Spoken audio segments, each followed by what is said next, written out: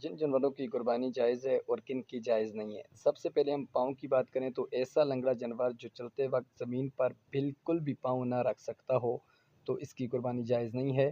اگر وہ چلنے میں اس پاؤں سے کچھ سہارا لیتا ہو، جس پاؤں میں چوٹ آئی ہے تو یہ جائز ہے زمین پر، یعنی کہ وہ پاؤں لگا سکتا ہو۔ اگر کسی جانور کا پاؤں کٹ گیا ہو تو جائز نہیں ہے۔ اگر جانور کے اکثر دانت ٹوٹے ہوئے ہوں، چارہ بھی نہ کھا سکتا ہو تو جائز نہیں ہے۔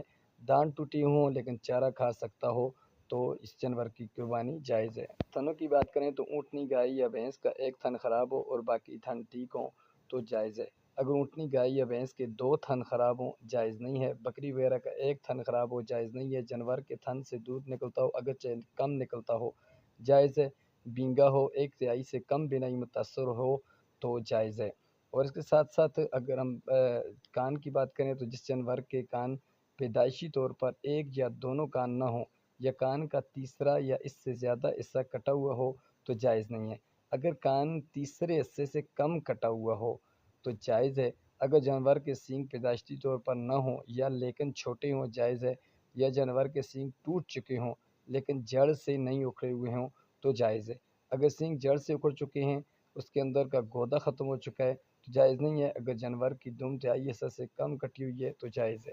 دم کے ساتھ ساتھ اس کے بعد آنکھ کا مسئلہ ہے۔ کانا ایک تہائی سے زائد بینائی متاثر ہو، اندھا ہو جائز نہیں ہے۔ جس جانور کی ناک کٹی ہوئی ہو جائز نہیں ہے۔ اگر رسی ڈالنے کے لیے ناک میں سوراخ کر دیا گیا ہو تو جائز ہے۔ جس جانور کی آدھی یا اس سے زائد زبان کٹی ہوئی ہو جائز نہیں ہے۔ اگر زبان آدھی سے کم کٹی ہوئی ہے تو جائز ہے۔ جو جانور حاملہ ہو جائز ہے۔ جس جانور کو خصی کیا گیا ہو جائز ہے۔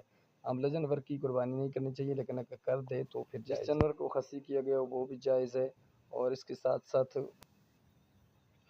سینگ کا مسئلہ بھی ہو گیا، اور اس کے ساتھ ساتھ کمزوری۔